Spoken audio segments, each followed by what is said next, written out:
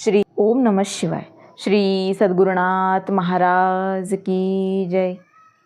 आजचा आपला विषय म्हणजे हरिमंदिर म्हणजे काय. तर खरं तर हरिमंदिर म्हणजे हे एक फक्त मंदिर नसून इथे आईंचे साक्षात वास्तव्य आहे.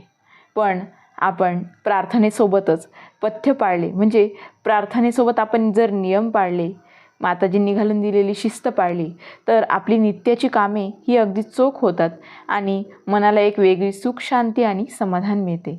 आणि मग अनुभवांची जणू काय आपल्या आयुष्यात साखळीच तयार होते. आयुष्य सुंदर वाचू लागते.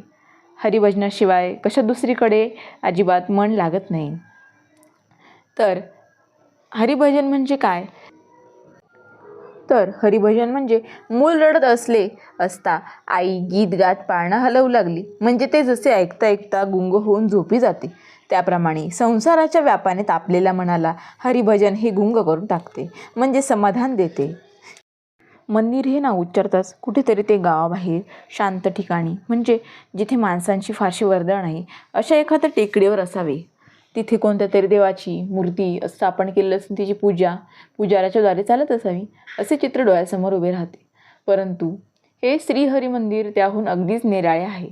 हे बेळगाव रेल्वे स्टेशनपासून 2 मैलांच्या अंतरावर, अनगोर रस्त्यापासून 1 फरलांगावर, सृष्टी सौंदर्याने नटलेल्या जागी भर रहदारीच्या वाटेवर आहे.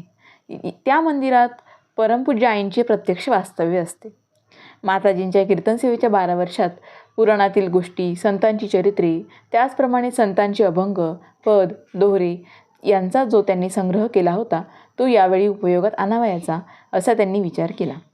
त्यावर सर्व संतांची पदे, अभंग, दोहरे एकत्र करून त्यांचे परमार्थ मार्ग प्रदीप या नावाचे पुस्तक छापले आणि शुभ दिवस पाहून बाळगोपाळ व मायबहिणींना त्या पुस्तकात आखल्याप्रमाणे भजनाचा पाठ देण्याचे काम हाती घेतले. प्रथम प्रवचनाद्वारे प्रार्थना हे केवळ करमणुकीचे साधन असे तुम्ही समजू नका. प्रार्थना म्हणजे देवाची करुणा मागणे, देवाला आळवणे. भजन करणे म्हणजे देवाला भजणे, ध्यान, नामस्मरण, स्तुती स्तोत्रे गाणे, एकंदरीत ही सर्व प्रार्थना समजावी. श्री सद्गुरुनाथ महाराज की जय.